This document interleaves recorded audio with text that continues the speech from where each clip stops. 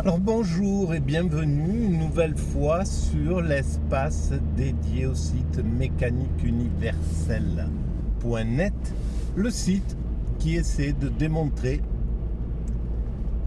progressivement que l'humanité dans son ensemble, l'ensemble humain évolue progressivement vers son ultime perfection.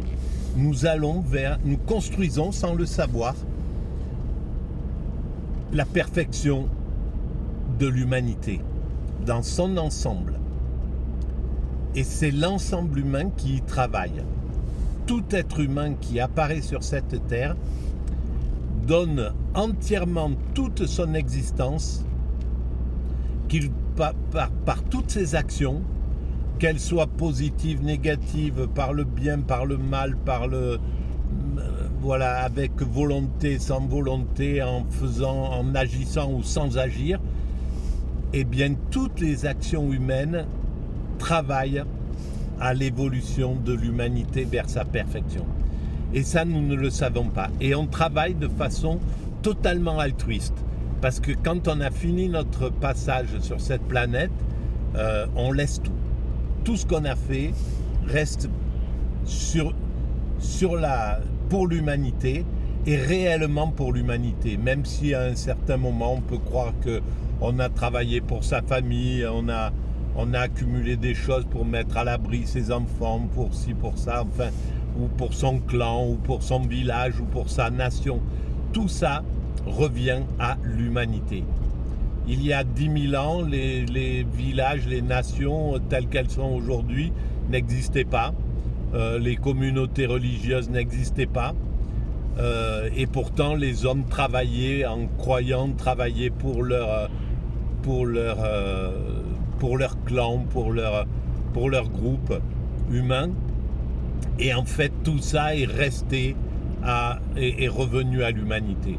Voilà. Et Lucie, qu'on a retrouvée en Éthiopie, eh bien, elle avait la conviction de travailler pour son clan. En fait, ce qu'elle nous a transmis en dehors de son patrimoine, ses enfants, ses petits-enfants, petits-enfants, etc., sont revenus à l'humanité, mais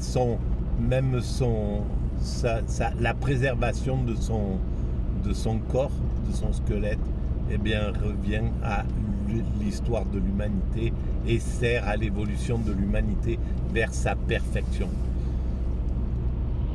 Donc, et nous sommes donc totalement altruistes, et il faudra un jour ou l'autre qu'on le réalise, parce que on peut s'enorgueillir en fait de travailler pour quelque chose de plus grand qui nous dépasse, dont on ignore, parce qu'en fait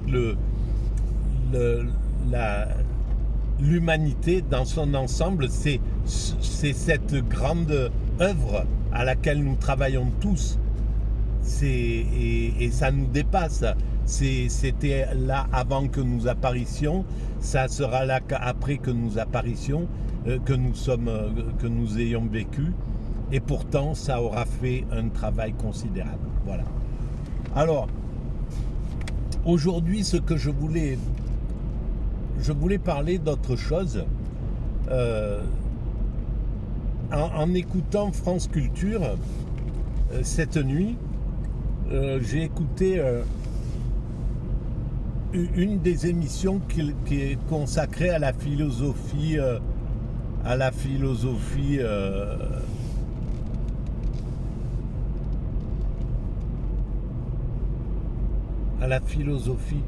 je suis désolé, il y a un gars qui m'a fait peur là en voiture. Bon, bref, à la philosophie africaine, à la philosophie du Sud, aux pensées du Sud et à la pensée décolonialiste. Et on voit bien que là, nous sommes dans un moment charnière de l'évolution de l'humanité. À chaque fois, chaque période est une période d'évolution, une période de grands bouleversements. Faut pas croire qu'on est dans une période bien particulière. On peut dire que ceux qui vivaient en 1900 et qui voyaient apparaître les avions, la téléphonie, enfin le fait de pouvoir communiquer à travers les ondes, qui voyaient la radio apparaître, qui voyaient la voiture, enfin pour eux c'était absolument incroyable. Et au 19e siècle c'était la même chose. Ça a toujours été comme ça, il y a toujours eu des grands bouleversements dans la partie du monde qui était lié au progrès technique. Après, des progrès, ils ont pu être spirituels, religieux à certains moments. À l'époque de la conquête musulmane, les bouleversements devaient être inouïs. Les rencontres entre les cultures, la connaissance, c'était quelque chose d'incroyable. Le moment où ils ont créé les premières universités, voilà, chaque moment est un moment incroyable dans l'humanité. Et là, on voit bien qu'on est en train de renverser le vieux monde colonial, post-colonial, post-post-colonial, et qu'on est vraiment en train de changer cette donne. Alors, et le monde ne sera plus jamais comme avant, et même si il reste encore quelques espaces coloniaux et quelques esprits colonialistes qui veulent résister, qui veulent encore profiter de la servitude, du fait d'abuser des êtres humains, etc., de leurs congénères. Bon, voilà, en fait, ils sont là pour qu'on leur tape dessus, pour qu'on les critique, pour qu'on confirme notre désir d'aller vers l'égalité. Et cette égalité, eh bien, oui, évidemment, elle passera par l'antiracisme, par tout ce travail qui est là. Mais je pense que ce qui est quand même peut-être plus important dans l'abus, c'est plus entre le partage des richesses. Le problème, il est entre riches et pauvres, plus qu'entre monde riche, monde pauvre, entre dominant dominé, plus qu'entre enfin le problème raciste, le problème colonialiste, il est secondaire. En réalité, ce qu'il va falloir faire évoluer, ce sont les esprits des dominants, les esprits de ceux qui veulent à tout prix penser qu'ils sont supérieurs aux autres, et que grâce à cette supériorité, ça leur donne le droit de mépriser les subalternes, de mépriser les pauvres, de mépriser... Voilà, on se retrouve exactement avec la même vision envers ce qu'on pourrait appeler notre quart-monde, ce qu'on peut appeler, ce que les gens appellent les cas sociaux, ou voilà, de façon péjorative. Donc il y a une partie de la population qui est méprisée, et que ce soit cette même pensée, elle va se retourner contre les personnes de couleur, les personnes d'une autre confession religieuse, etc. Donc on est plus à ce niveau-là. Et je pense que la bagarre, elle va se situer à ce niveau dans les décennies qui vont venir. Ça va être ça va se passer de façon universelle. Et là, on voit que ce conflit, par exemple, en Israël, qui cristallise l'humanité, eh bien, est en train de fédérer l'humanité, tout doucement. et de faire que ce qu'on voit sur les réseaux sociaux, c'est inouï. Le travail dingue qui se passe sur les réseaux sociaux. Alors oui, il y a de tout sur les réseaux sociaux. Il y a des choses assez particulières, des gens qui cherchent à gagner de l'argent en faisant un minimum. Mais même le minimum, il faut le faire. Et peut-être que c'est ceux qui vont se mettre en avant dans ces réseaux sociaux, ça va être le narcissisme. Ceux qui vont avoir comme dans la vraie vie, hein, ceux qui essaient de devenir des vedettes, des artistes, de passer à la télévision, de se montrer, qui ont une haute opinion de leur image, de ce qu'ils sont, eh bien c'est eux qui se mettent en avant, et là on se retrouve avec les mêmes choses sur les réseaux sociaux. Mais en tout cas, en même temps, il y a quand on s'intéresse par exemple aux faits politiques, on voit bien à quel point il y a on reçoit des messages de partout, des États-Unis, d'Afrique, d'Amérique latine, d'Océanie, de n'importe où. Les gens prennent des responsabilités, se responsabilisent politiquement au niveau universel. Et là, on voit que ce qu'on appelle le mal, eh bien, il conduit aussi au bien.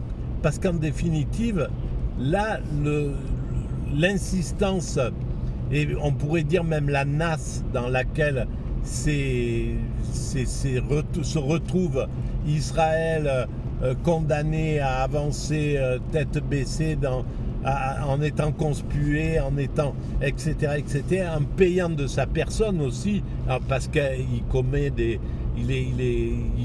crimes inouïs. Mais bon, ce type de crimes, ils sont pas les seuls à les commettre, et les États-Unis, en bombardant l'Irak, ont fait des dégâts, voilà. Donc c'est plus une cristallisation, on pourrait dire, c'est ce qui permet à l'humanité de commencer à se fédérer, à l'ONU de commencer à prendre ses responsabilités, d'être obligé de prendre ses responsabilités, et aux défenseurs des deux partis, d'un côté le monde musulman qui se range plus ou moins derrière les Palestiniens, et on voit bien dans les intérêts, on voit bien à quel point les dominants sont déconnectés de la sensibilité des peuples, de la sensibilité de leurs concitoyens, parce qu'ils ont d'autres contingences, ils doivent respecter d'autres choses, ils sont contraints de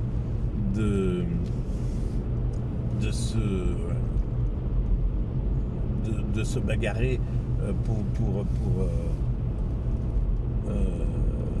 pour ça. Voilà. Donc je pense que et c'est là où peut-être les syndicats, parce que normalement il y a une internationale du syndicalisme. Les syndicats ont été vraiment corrompus pendant les années, depuis longtemps, mais on va dire avec les années, depuis les années 1981, là, à partir de là, à partir du moment où le communisme est tombé, où le mur de Berlin est tombé, les syndicats ont été corrompus par le système du marché, par le système oligarchique qui s'est imposé à l'arrivée des Sarkozy, etc., de ces chefs d'État là. Parce qu'en fait, ils ont un pouvoir de corruption qui est inouï, qui est super bien rodé. C'est un système commercial, hein, c'est un système de business. Donc ils savent très bien comment arriver à corrompre, tout ce qu'on peut faire avec l'argent, comment ils ont corrompu le système en devenant en faisant un système très riche, une oligarchie très très riche. Et donc à partir de là, ils faisaient ce qu'ils voulaient, ils faisaient taire qui voulaient, ils ont réussi à neutraliser les syndicats pour pouvoir faire passer le néolibéralisme, pour faire passer cette mondialisation telle qu'ils voulaient la faire passer, sans que quiconque ne les contraigne, ne les critique, ne leur mette des bâtons dans les roues. C'est pour ça qu'ils ont maîtrisé les oppositions, donc ils ont détruit la gauche, les gauches, et puis ils ont détruit les syndicats, se sont accaparés de la télévision, enfin tout ce qui pouvait les gêner dans leur façon d'imposer cette mondialisation, et ça devait se passer comme ça. Il n'y a pas de problème, il n'y a pas à discuter sur ce qui s'est passé. On peut le critiquer, mais en fait, c'est que ça devait se passer comme ça. Il fallait que la mondialisation aille à son terme, que la toile du business se tisse entre la Chine, les BRICS, l'Europe, l'Afrique, voilà, que ce système se tisse pour la suite de l'évolution de l'humanité. Et donc, ça va parvenir, on parviendra à cela. Voilà pour aujourd'hui. Donc, si vous pensez que cette vision atypique et particulière une philosophie un peu de Charpentier a de l'intérêt, vous pouvez mettre des pouces, vous pouvez vous abonner, vous pouvez envoyer le lien à vos amis qui seraient susceptibles de s'intéresser à ce genre d'idée, que l'humanité évolue vers sa perfection, si vous pensez que ça vaut le coup de répandre cette idée-là. Et puis vous pouvez laisser des commentaires si vous voulez. Voilà, je vous remercie et je vous dis à très bientôt.